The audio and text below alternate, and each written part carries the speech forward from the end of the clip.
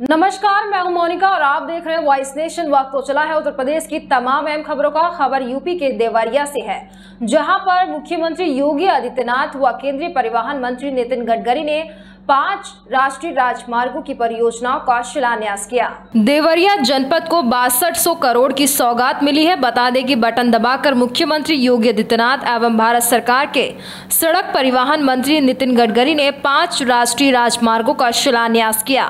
सड़क परिवहन राजमार्ग मंत्री ने स्थानीय चीनी मिल ग्राउंड में आयोजित जनसभा को संबोधित करते हुए कहा कि सदर सांसद एवं सलेमपुर सांसद के प्रयासों से आज इन परियोजनाओं के शिलान्यास का सौभाग्य प्राप्त हुआ है।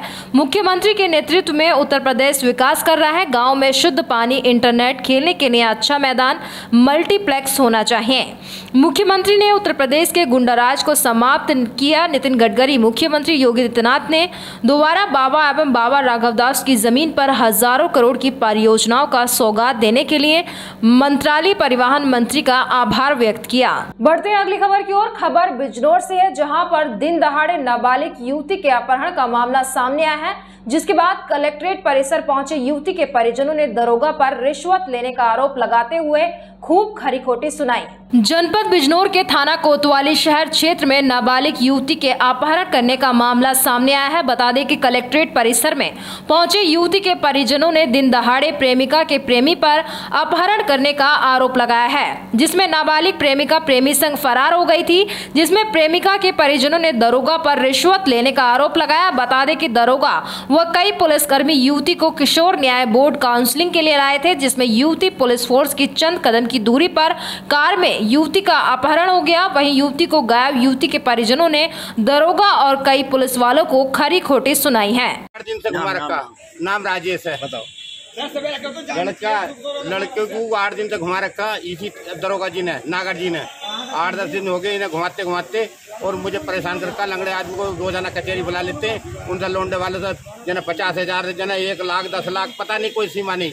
नागर जी ने दुखी कर रखा। रोजाना मुझे कहते आज ये हुआ, लड़की को लेकर आया। हमारी 2 लड़की ले रखी इन्होंने, दोनों लड़कियों को लेकर एक लड़की भगवा दी और एक लड़की बैठा रखी इन्होंने। हमारी वाली बैठा रखी, इनकी वाली भगा रखी, जो कि मैंने सुबह इन पर दावा दिया तो इन्होंने जब जाकर रोक रखी है, नहीं तो ये तो कभी की भगा देते रास्ते से। मिथुन नाम है मेरा, और हम यहाँ पे थे जगह, हम इतने हम पहुंचे नहीं, जबरदस्ती हमारी लड़की दरोगा साहब ने गाड़ी में बिठा दी है। ना हमें लड़की दी है ना कुछ दिया है, जबरदस्ती हमारी लड़की। सिवारा थाने का हूँ, सब हमारे गाँव में सद्दू बेरखा। अब दरोगा का नाम है महेंद्र सिंह।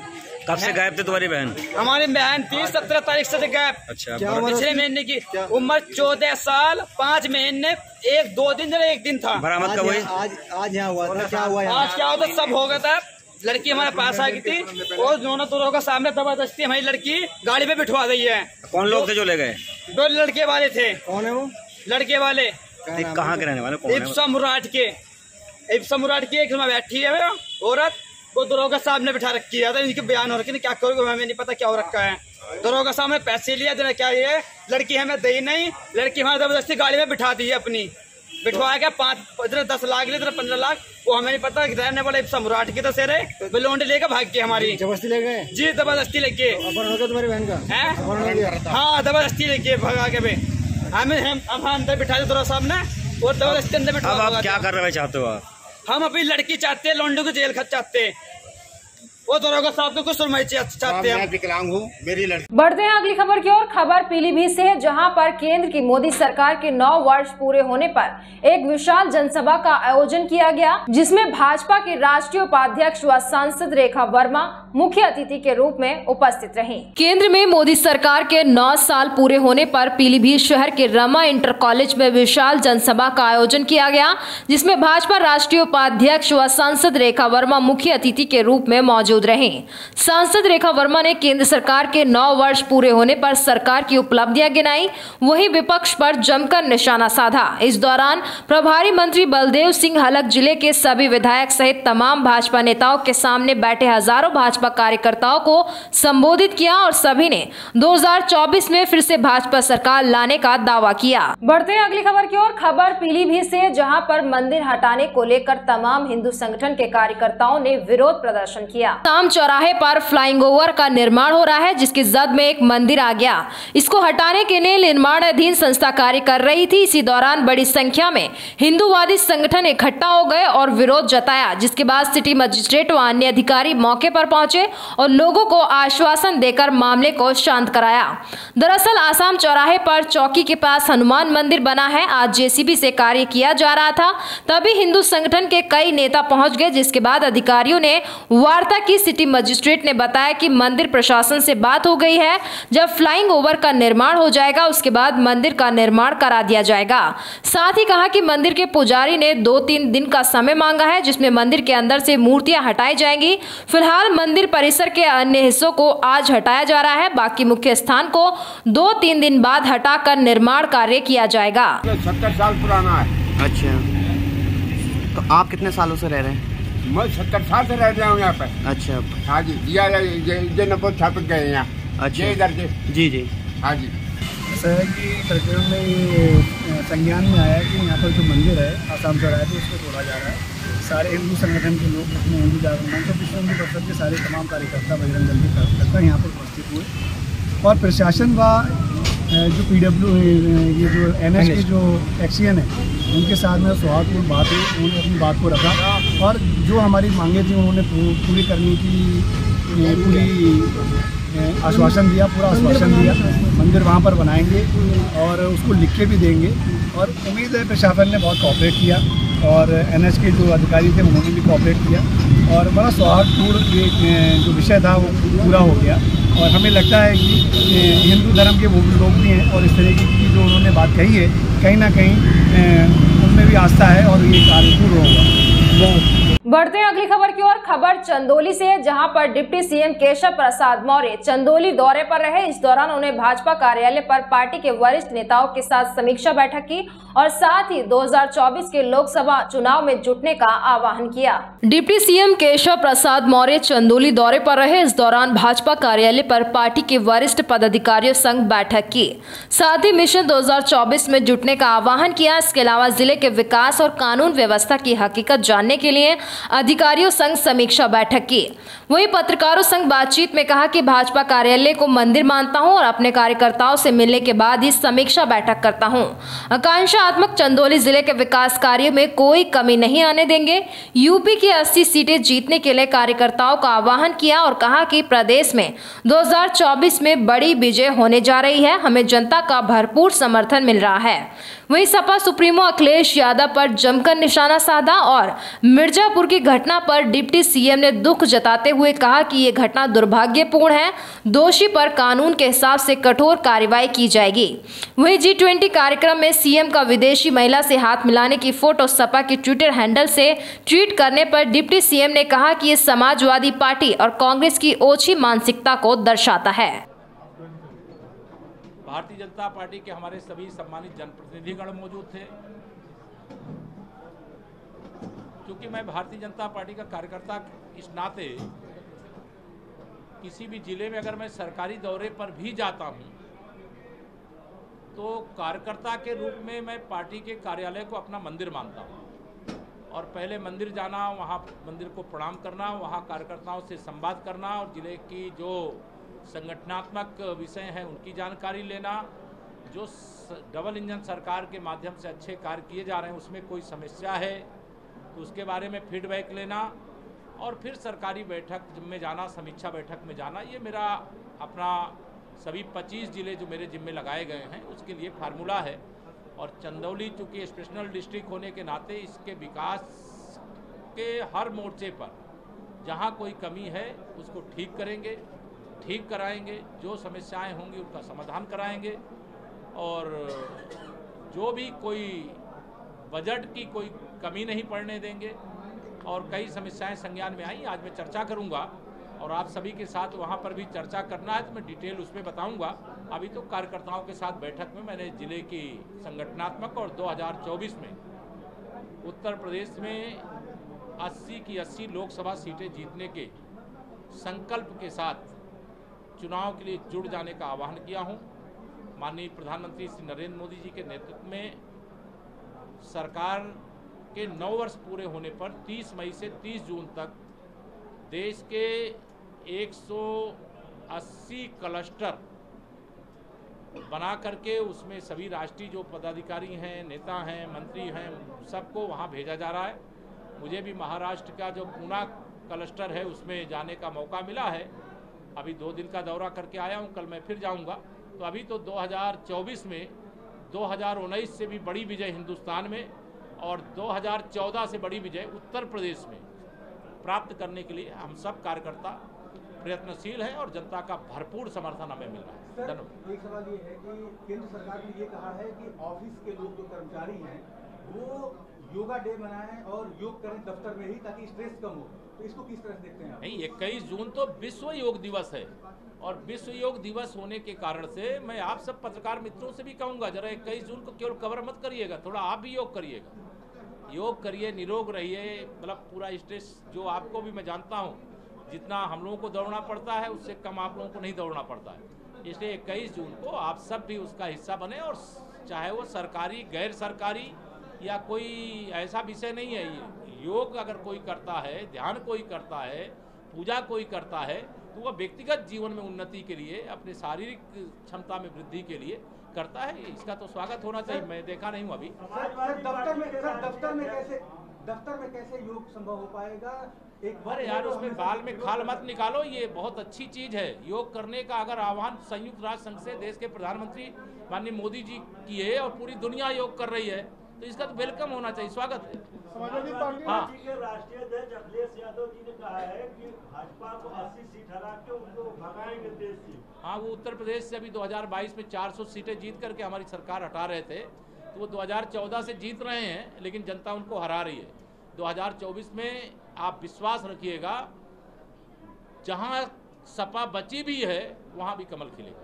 मिर्जापुर में एक युवक ने योगी मोदी की तारीफ करने पर उसकी कुचलकर हत्या कर दी। ये बहुत दुखद, दुर्भाग्यपूर्ण है और उसका जो दोषी है उसके खिलाफ कानून के हिसाब से कठोर कार्रवाई पार्टी एक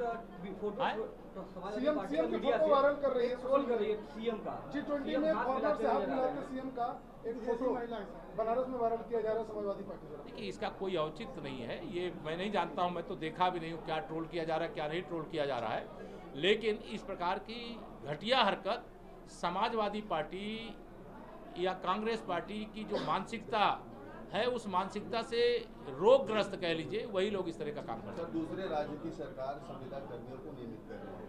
यूपी में डबल एजेंट की सरकार है, यूपी की कब आ रही है? जब हाँ यूपी करना होगा तो आपको बताएंगे। अभी तो हम लोग ऐसा विचार नहीं कर रहे हैं, लेकिन जब विचार करेंगे तो सभी पत्रकार मित्रों को बता देंगे।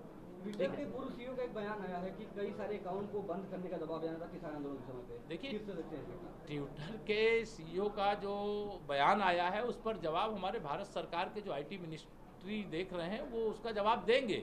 लेकिन जो भारत सरकार ये चाहती है कि हमारा देश प्रगति के, उन्नति के शिखर की ओर पहुँचे, हिंदुस्तान विश्व में नंबर 1 की ओर बढ़ रहा है, नंबर 1 की ओर बढ़े नहीं, नंबर 1 बने, और वह माननीय नरेंद्र मोदी जी के नेतृत्व में संभव है। G20 की बैठक अगर काशी में हो रही है, दुनिया की चाहे आर्थिक दृष्टि से, चाहे जनसंख्या की दृष्टि से, चाहे सामरिक दृष्टि से, चाहे किसी भी दृष्टि से जो सबसे सक्षम आबादी है, वह G20 का हिस्सा है और वह काशी में आए, उत्तर प्रदेश में आए। हम स्वागत करते हैं और भारत आज उसका नेतृत्व कर रहा है, ये गौरव की बात है। एक प्रश्न आपका नारा है सबका साथ, सबका विकास, सबका विश्वास। जनता से आपका विश्वास दूर होते जा रहा है क्या? हमारा 100 में 60 हमारा नारा है और जनता का विश्वास तो हमारा है ही। सबका साथ, सबका विकास, सबका विश्वास, सबका प्रयास, इसी में कमल का फूल खिल रहा है और आगे खिलेगा। धन्यवाद। अखिलेश जी तो कह रहे हैं ना कि 80 लाओ भाजपा हटाओ। अखिलेश जी तो 2014 से कह रहे हैं। 2014 में कहे हम 60 से 70 सीटें जीतेंगे, 4 पर सिमट गए। 2017 में उन्होंने कहा 300 पार करेंगे, 47 में सिमट गए। 2019 में सपा, बसपा, कांग्रेस, राष्ट्रीय लोकदल का गठबंधन करके मोदी जी को प्रधानमंत्री बनने से रोकने का स्वप्न देख रहे थे, वो स्वप्न चकनाचूर कर दिया जनता जनार्दन ने। और 2022 में 400 जीत रहे थे और आज कहाँ पर खड़े हैं? तो अहंकार भगवान का भोजन है और श्री अखिलेश यादव जी अहंकार से भरे हुए। उनको मैं बार बार कहता हूँ, उनको विरासत में मुख्यमंत्री की कुर्सी मिली है, विरासत में समाजवादी पार्टी की अध्यक्षी मिली है, और वरासत में उनको श्री मुलायम सिंह यादव जी की संपत्ति मिल सकती है, ये नहीं मिल सकता। बढ़ते हैं अगली खबर की ओर। खबर वाराणसी से है, जहां पर नवनिर्वाचित महापौर का काशी व्यापार मंडल कैंट के पदाधिकारियों ने भव्य स्वागत व अभिनंदन किया। नवनिर्वाचित वाराणसी के नगर निगम के महापौर अशोक तिवारी का आज भव्य स्वागत अभिनंदन किया गया। स्वागत अभिनंदन का कार्यक्रम काशी व्यापार मंडल कैंट के पदाधिकारियों ने किया। काशी व्यापार मंडल कैंट के पदाधिकारियों के द्वारा महापौर का स्वागत स्मृति चिन्ह के साथ ही फूल मालाओं के साथ किया गया। स्वागत अभिनंदन से अभिभूत होकर महापौर अशोक तिवारी ने कहा कि क्षेत्र की समस्याओं के लिए हम हर समय उपस्थित होंगे। व्यापार मंडल के पदाधिकारियों ने स्वागत सम्मान के साथ ही क्षेत्र के तमाम समस्याओं को भी महापौर से अवगत कराया। कार्यक्रम में उपाध्यक्ष धर्मवीर मौर्य सहित अन्य लोग उपस्थित रहे। धर्मवीर मौर्य, काशी व्यापार मंडल के जो कि उपाध्यक्ष। आज नगर निगम में क्यों आए थे, क्या था? हम लोग आए थे मेयर साहब के जो सम्मान करने के लिए। किस तरह सम्मान किए, क्या हम लोग जो कि वार्ता रही आप? हम लोग वार्ता यह रही कि जो क्षेत्र विकास हो रहा है और विकास में जो कि भ्रष्टाचार जो लिप्त है वह दूर हो और जनता की सुनवाई हो। क्या क्या सम्मान में आपने किया? सम्मान में क्या क्या किया आपने? सम्मान में स्मृति चिन्ह दिया गया, माला पहनाया गया और बुके दिया गया। कहाँ से लोग थे? कहाँ के लोग थे यहाँ? हमारे यहाँ कैंट विद्यापीठ नदेसर वार्ड से लोग आए थे। बढ़ते हैं अगली खबर की ओर। खबर कानपुर से है, जहां पर वायुसेना में तैनात अश्वमेंद्र सिंह के प्लाट पर दबंगों द्वारा कब्जा किया हुआ था, जिसको हटाने को लेकर फौजी परिवार ने केडीए के अफसरों से न्याय की गुहार लगाई, जिसके बाद आज केडीए ने अवैध अतिक्रमण को हटाया है। कानपुर के नौबस्ता में केडीए ने अवैध निर्माण को ध्वस्त करा दिया है। बताते चले कि वायुसेना में तैनात अश्वमेंद्र सिंह के प्लाट पर दबंगों द्वारा कब्जा किया गया था, जिसको लेकर फौजी के परिवार ने केडीए के अफसरों से न्याय की गुहार लगाई। वहीं मामले पर संज्ञान लेते हुए अफसरों ने जांच में आरोपों को सही पाया, जिसके बाद अवैध कब्जे पर बुलडोजर गरजा। केडीए जोन 4 के सुपरवाइजर भारी पुलिस बल के साथ मौके पर पहुंचे और कार्रवाई की। उधर पीड़ित फौजी के परिवार का कहना है कि रजिस्ट्री के बाद भी वो अपना घर नहीं बना पा रहे थे। लंबे संघर्ष के बाद न्याय की जीत है सर कि ये प्लाट मेरे बेटे के नाम से था। बेटा एयरफोर्स में है, वो बाहर रहता है, भोपाल में वो पोस्टेड है सार्जेंट के पद पे। केडीए से अलॉटमेंट हुआ, कब्जा रजिस्ट्री हुई, कब्जा हुआ, पोजीशन हुआ, नक्शा पास हुआ, लेकिन कुछ अराजक तो भूमाफिया आते हैं, धमकाते हैं, काम नहीं करने देते हैं। फिर हमने ये शासन प्रशासन से गुहार लगाई कि योगी जी की सरकार है, अब अगर अराजक तो इस तरीके से करेंगे तो फिर कैसे काम चलेगा। शासन प्रशासन ने हमारी सुनी। आज केडीए आई, पुलिस के हमारे कमिश्नरेट पुलिस आई, पूरा सबका सहयोग रहा और उनका ये कब्जा ध्वस्त हुआ है। बस हमारी योगी जी से यही प्रार्थना है कि अगर ये अराजक तो मेरे साथ कोई घटना करते हैं तो उसके जिम्मेदार समझते यही लोग। फिलहाल इस वक्त की खबरों में इतना ही। तमाम देश दुनिया की खबरों से रूबरू होने के लिए बने रहिए वॉइस नेशन के साथ। अभी दीजिए इजाजत, नमस्कार।